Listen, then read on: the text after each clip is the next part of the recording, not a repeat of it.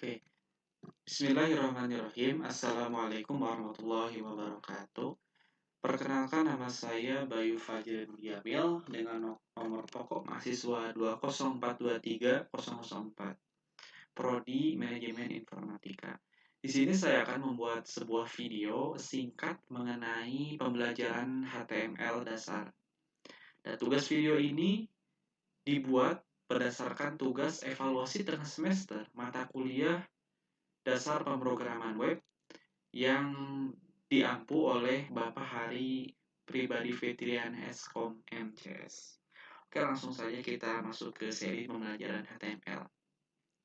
Sebelum kita memulai praktek HTML, alangkah baiknya kita mengetahui terlebih dahulu definisi HTML itu tersendiri. Nah, berdasarkan yang saya cari di Google, HTML adalah singkatan dari Hypertext Markup Language, yaitu bahasa pemrograman yang digunakan untuk membuat halaman website. HTML digunakan untuk menentukan struktur dan konten dari suatu halaman web. Jadi singkatnya, HTML itu merupakan kerangka dasar dari sebuah website. HTML merupakan struktur dasar dalam pembangunan sebuah website. Jadi, sebelum kita mempelajari bahasa pemrograman lain seperti PHP dan JavaScript, kita wajib terlebih dahulu mempelajari tentang struktur dasar atau kerangka dasar HTML itu tersendiri. Nah, sebelum kita praktek ke seri HTML-nya, yang perlu kita siapkan adalah kita perlu menyiapkan kode editor. Nah, kode editor tersebut adalah sebuah aplikasi untuk membangun atau untuk membuat kode program yang akan nanti kita jalankan. Nah, ada banyak sekali pilihan-pilihan dari kode editor. Salah satunya yang akan saya gunakan di sini adalah Visual Studio Code. Karena Visual Studio Code merupakan kode editor yang sudah cukup terkenal dan juga mempunyai banyak sekali fungsi-fungsi dan kemudahan saat kita mulai menulis kode. Selain Visual Studio Code, ada juga Sublime Text, Atom, dan juga Dreamweaver, Adobe Dreamweaver, dan lain sebagainya. Nah, bebas, kita bisa menggunakan apa yang menurut kita nyaman. Nah, kita akan membuat terlebih dahulu folder tentang seri HTML ini supaya file-file yang akan kita simpan menjadi terstruktur rapi. Nah, di sini saya akan menyimpan foldernya itu di desktop, yaitu tentang HTML dasar. Nah, setelah kita membuat folder HTML dasar, nah, selanjutnya kita buka kode editor yang akan kita gunakan untuk menulis program kita. Nah, ini berikut adalah tampilan dari Visual Studio Code, tempat kita menulis kode HTML yang akan nanti kita bahas. Nah, setelah tampilan seperti ini, kita bisa klik file. Nah, di sini ada pilihan open file dan open folder. Nah, kita bisa klik open folder ini untuk mengambil folder yang telah kita buat tadi, yang ada di desktop, yaitu tentang HTML dasar. Lalu kita klik select folder, dan ini dia. Nah, HTML ini merupakan sebuah struktur yang sangat penting sebelum kita melangkah lebih jauh tentang pemrograman website. Nah, ini adalah folder HTML dasar. Di sini saya sudah menyiapkan folder di dalamnya, yaitu ada folder audio, gambar, dan juga video. Nah, berikutnya, setelah kita membuka folder yang kita buat tadi, kita bisa buat file baru. Nah, untuk membuat file baru, ada beberapa cara. Di antaranya kita bisa klik new file di sini. Kita klik lalu kita namakan terlebih dahulu index. Kita harus menggunakan extension atau sebuah extension HTML dengan titik HTML. Nah, ini merupakan file HTML dengan menggunakan HTML. Oke. Selain di sini, kita juga bisa membuat file di sebelah sini. Kita klik file, lalu klik new file. Atau juga kita bisa membuka dengan shortcut yaitu Ctrl plus Alt plus Windows plus N. Nah, ini dia. Nah, oke, sampai sini dulu. Semuanya harus bareng-bareng. Oke, indeks HTML. Nah, selanjutnya apa yang akan kita tulis di dalam kode program ini? Nah, kita perlu mengetahui kerangka dasar dari sebuah kode HTML tersebut. Di antaranya, kalau kita menggunakan Visual Studio, kita bisa dengan mudah membuat kerangka HTML dengan cara Shift, tanda seru, lalu kita klik Tab. Nah, ini adalah kerangka dari HTML, struktur HTML itu seperti ini. Nah, ini jangan dulu bingung ya, HTML, length, meta, dan juga sebagainya. Nah, sebenarnya struktur yang lebih dasar dari ini juga ada lagi. Kita akan coba membuatnya dari satu persatu untuk melatih mengetik kita. Yang pertama, ada HTML.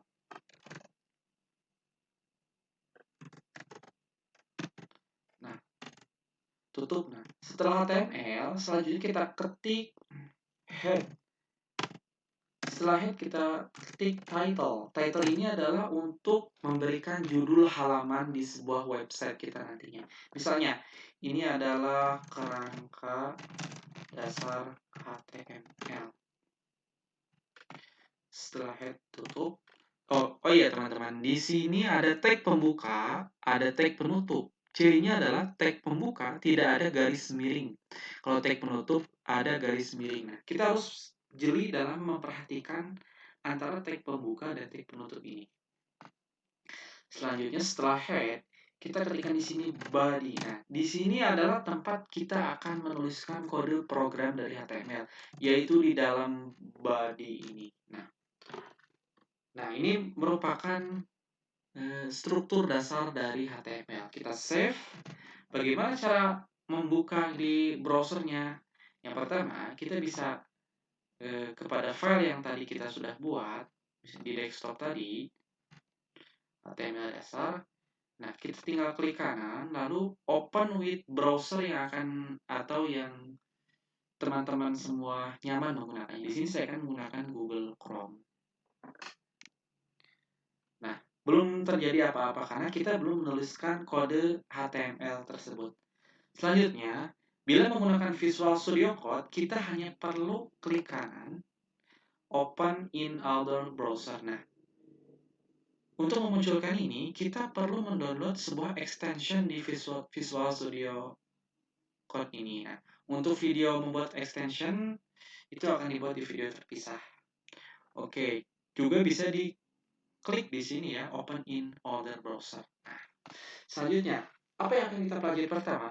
Kita akan mempelajari tentang tag-tag yang ada di HTML. Yang pertama adalah tag paragraf. Bagaimana kita membuat paragraf di sebuah HTML? Kita hanya perlu mengklik sebuah huruf P. Itu mengisyaratkan sebuah paragraf. Kita klik tab.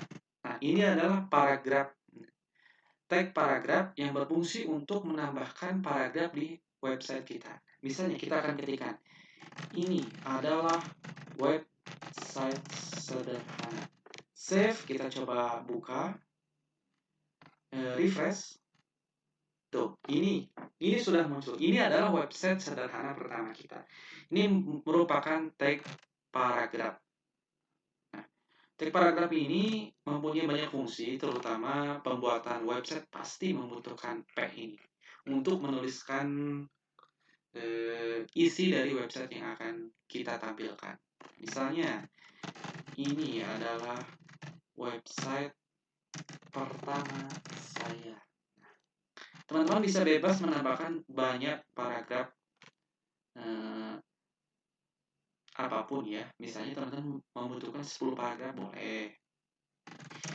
Adalah saya. Nah, ini adalah tag paragraf. Selanjutnya, tag yang kedua yaitu tentang head. Head digunakan untuk membuat judul halaman.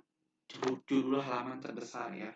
Di sini ada tag H1, H2, H3, H4 sampai dengan H6. Nah, kita hanya perlu mengklik atau mengetikkan H1 tab. Nah, ini adalah judul dari website kita. Misalnya kita ketikkan website, save, kita kembali ke browser, dan nah berikut ini adalah judul paragraf. H1 adalah head, ya. Head paling besar itu H1, ya. Selain H1 ada juga H2, ada juga H2, H3, dan sampai H6. Apa bedanya? Nah, semakin H tersebut bertambah, H2, H3, H4, sampai H6, huruf yang ditampilkan pun akan semakin kecil. Contohnya, kita akan menambahkan sebuah kata di H6 ini, misalnya adalah judul. Save, kita kembali ke browser, dan lihat perbedaannya. Website ini menggunakan H1 dan judul ini menggunakan H6. Nah, itu perbedaannya. Ada H2, H3, H4, sampai H6. Itu bebas, tergantung teman-teman ingin menggunakan tag yang mana. Nah, ini adalah judul paragraf atau judul website kita. Selanjutnya, ada tag untuk membuat huruf kita atau kalimat yang kita buat menjadi bold, menjadi tebal, menjadi hitam tebal. Apa tagnya? Yaitu tagnya bernama strong.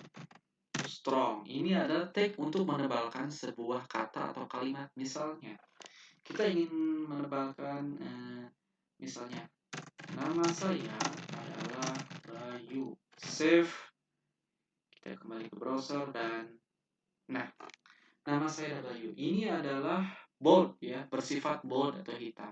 Selain strong, ada juga tag B, sama fungsinya bold. Misalnya, Bayu. Save, dan nah, lihat ini sama. Nah, cara untuk membuat huruf atau kalimat yang kita buat ini menjadi ada di baris baru. Nah, kita kan tidak ingin, ya, seperti ini, ya. Kita ingin kata Bayu tersebut pindah ke baris baru. Nah, bagaimana caranya?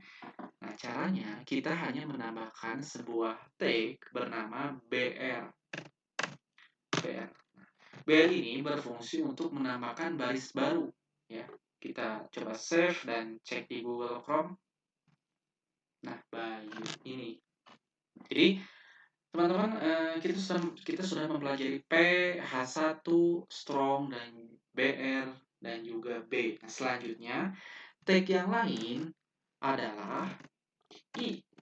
Tag ini digunakan untuk huruf miring, ya, italik, ya, lebih tepatnya italik. Misalnya, Fajar. Save, jangan lupa kita pakai BR untuk menambahkan baris baru ke bawahnya. Save, lalu kita lihat Fajar. Nah, lihat huruf Fajar ini membentuk italik, ya, huruf miring. Jadi I itu untuk membuat huruf menjadi italik.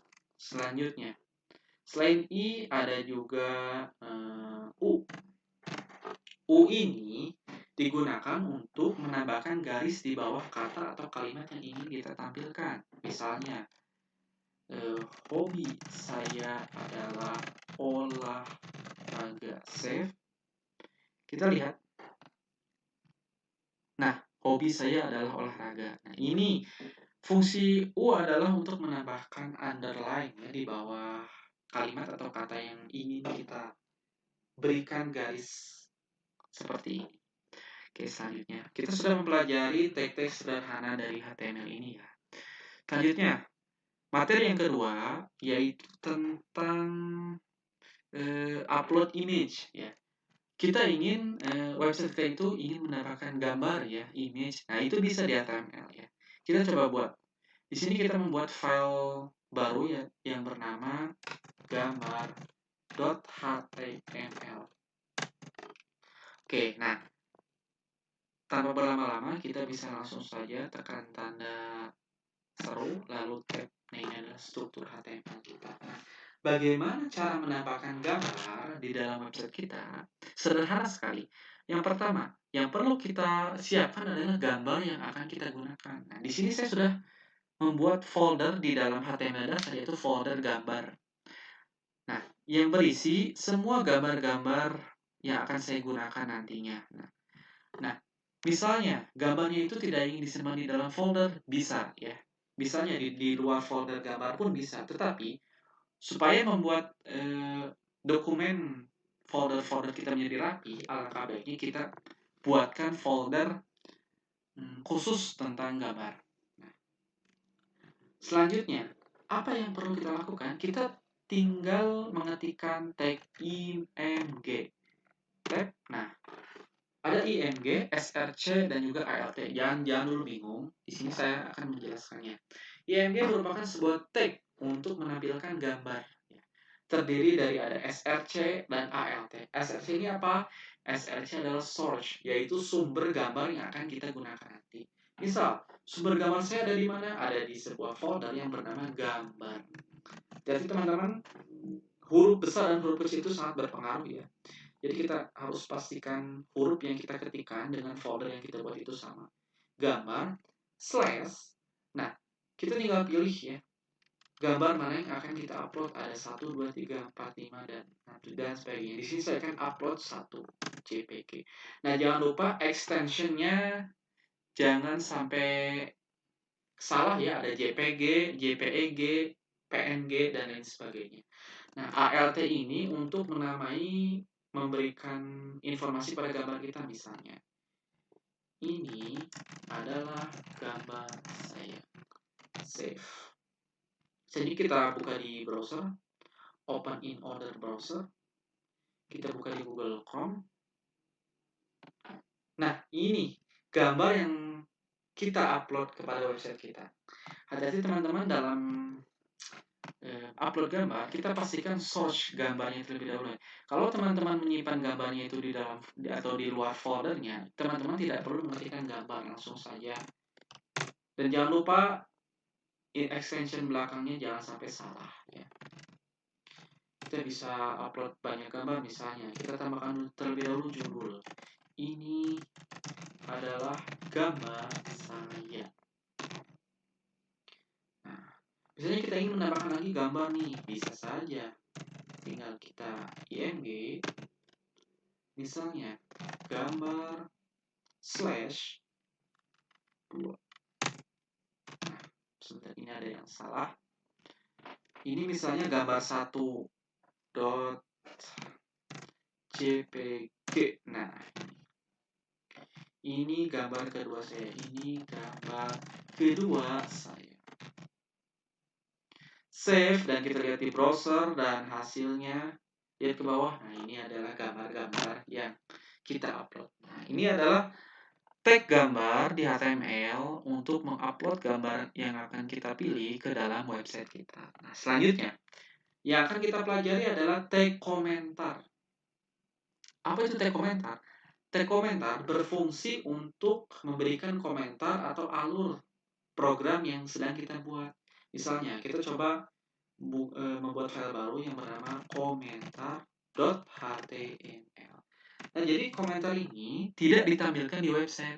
Jadi hanya kita sebagai developer saja yang melihat komentar ini. Karena komentar ini dibuat memang untuk developer supaya kita tidak pusing alur program kita itu seperti apa. Misalnya, tanda seru tab. Nah, untuk membuat komentar sederhana sekali.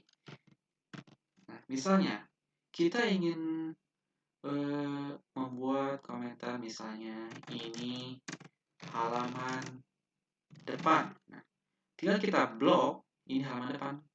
Lalu kita klik atau kita ketikkan Ctrl plus tanda seru tanda garis miring ya. Plus, nah ini ya. Jadi apa tadi? Kita misalnya ini halaman saya. Kita blok ini halaman saya. Kita klik Ctrl plus garis miring. Nah, ini adalah komentar. Komentar ini hanya untuk memberitahu alur sebuah program kita. Misalnya H1. Ini saya. IP. Ini juga saya. Save. Kita buka di browser.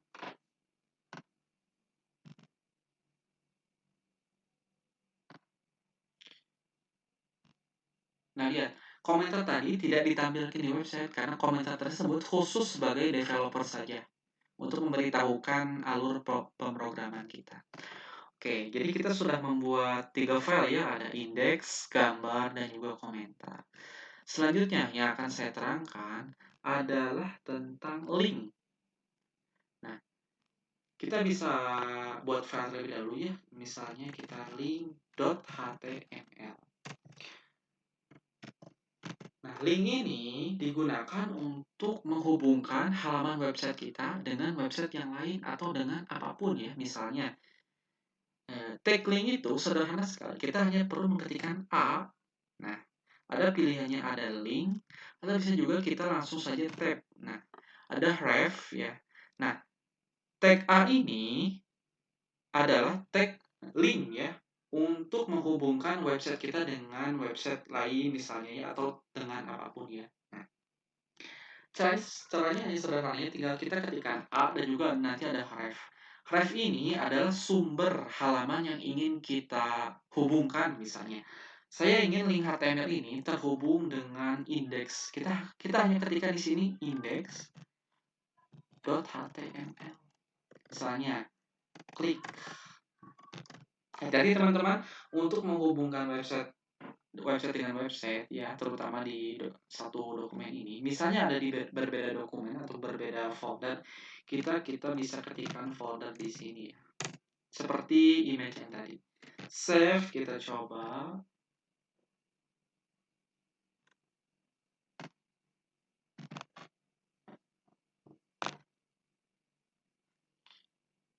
Nah, klik, lihat. Ciri-ciri link kita itu berhasil adalah warna hurufnya berubah ya, menjadi lebih ke biru dan juga ada garis miring. Nah, lihat, perhatikan di bawah sini. Di bawah ada tulisan HTML dasar index.html. Nah, tulisan di bawah ini adalah untuk pemberitahuan kita halaman mana yang terhubung dengan website kita. Misalnya kita klik ya. Nah, nanti akan berpindah. Lihat, berpindah ke halaman indeks. Nah, misal kita ingin hubungkan dengan Google misalnya, kita bisa ketikkan di sini google.com misalnya ya. Atau halaman apapun di sini, facebook.com, link Facebook kita, link Instagram kita, email dan lain sebagainya. Nah, ini adalah tag link. Kita beri komentar dulu ya, supaya jelas. Ini adalah tag link. Lalu CTRL plus tanda garis miring. Nah, ini save. Oke, selanjutnya yaitu tentang apa ya? Table ya, table. Nah, kita ingin membuat table nih, table di halaman website kita. Nah, bisa dibuatkan di HTML. Nah, bagaimana caranya? Pertama-tama kita coba dulu membuat file tentang HTML yang bernama table HTML.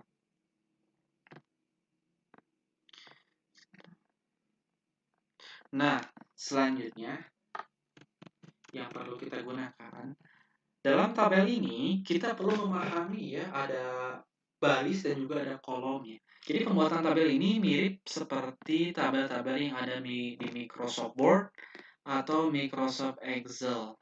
Ya, teman-teman. Yang perlu kita ketikkan hanya TR. Nah, teman-teman, di dalam tabel ini ada yang namanya TR, ada yang namanya TH, ada yang namanya TD. Nah, TR adalah untuk membuat baris ya, baris baru TR ya. TD adalah kontennya, TH adalah table header, jadi judulnya ya, judul yang seperti di atas tabel itu dan sebagainya. Nah, sebelum tag-tag ini digunakan, kita perlu mengetikkan terlebih dahulu table. Jadi teman-teman, penulisannya table ya, table. Nah, dalam table ini misalnya saya ingin membuat sebuah judul tabel, nama misalnya ya, ada TH umur ada TH misalnya email. Nah, sebelumnya kita gunakan terlebih dahulu TR ya. Tag-nya kita cut, lalu pindahkan ke sini. Nah, selanjutnya kita bisa klik lagi TR, lalu di sini ada TD, misalnya nama saya adalah Bayu Fajri Mujamil. Nah, terus umur saya 21 dan email saya misalnya bayu@gmail.com. Nah, save, kita lihat di browser. Kita klik. Nah, lihat. Strukturnya sudah terbuat ya. Ada nama, umur, email, Bayu Fajri Nurjamil, isinya 21, dan lain sebagainya. Nah, bagaimana cara menambahkan garis-garis yang ada di antara ini ya? Kita kan ingin membuat tabel kan pasti juga ada garis ya. Nah, yang harus kita lakukan adalah kita hanya perlu menambahkan di sini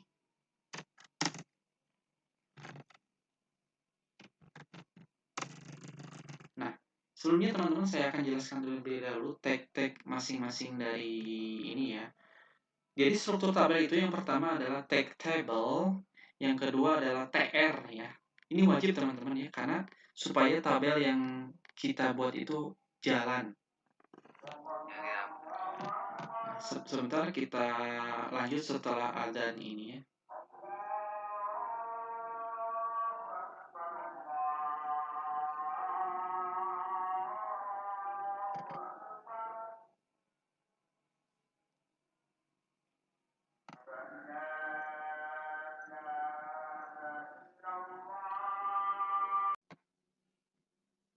Oke, mari kita lanjutkan pembahasan kita tadi yaitu tentang tabel. Jadi, dalam membangun sebuah tabel, tag yang pertama yang kita gunakan yaitu tag table sebagai tag wadahnya ya. Selanjutnya ada TR. Lalu TH. TH ini adalah judul tabel-tabel kita, misalnya saya ingin membuat sebuah data mahasiswa yaitu nama, umur, dan juga email ya. Dan TD ini adalah isi dari TH tersebut.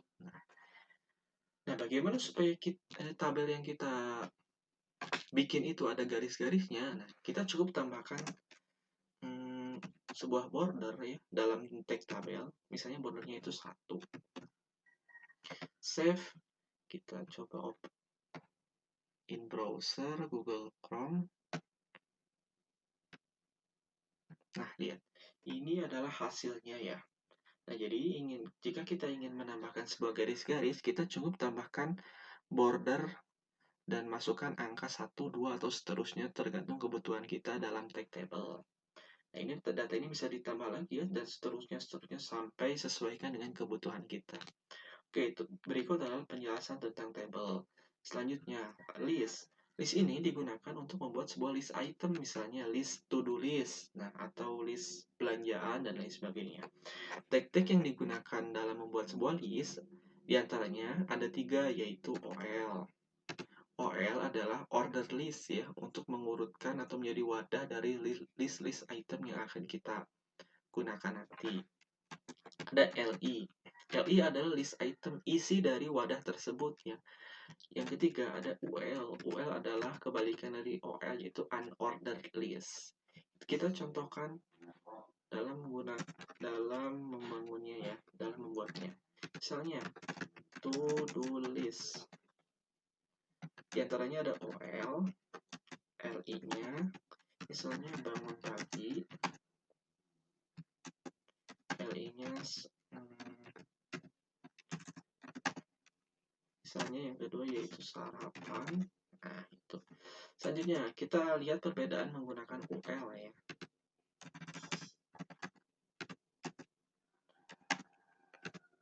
Misalnya nasi goreng gitu ya. Terus mie goreng dan lain sebagainya. Save, kita lihat di browser. Klik kanan.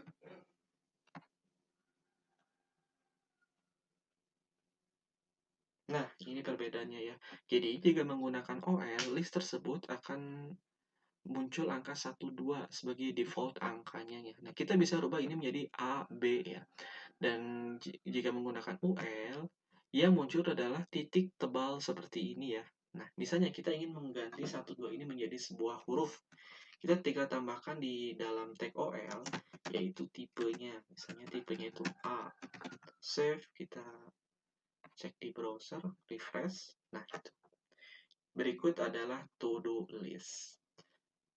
Nah, selanjutnya, setelah list ini, yang terakhir yaitu audio dan video. Nah, di dalam HTML pun, kita bisa menggunakan atau memasukkan video atau audio yang kita gunakan.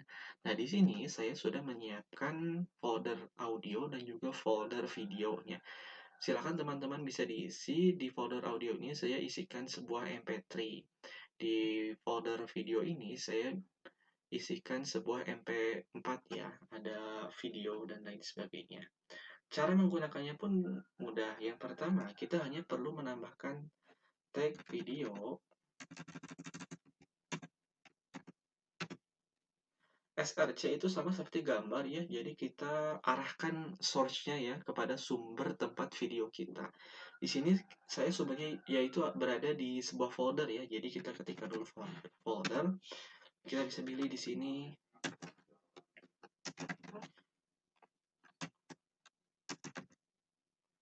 controls. Nah, ini adalah video ya. Jadi kita tinggal tambahkan source dan juga autoplay-nya. Selanjutnya, kita sekalian jelaskan tentang audio. Nah, audio ini juga sama seperti video. Nah, yang berbeda hanya nama tag-nya saja. Audio saya simpan di sebuah folder, lalu misalnya ini. Autoplay jadi langsung jalan, lalu controls. Save, kita lihat di browser.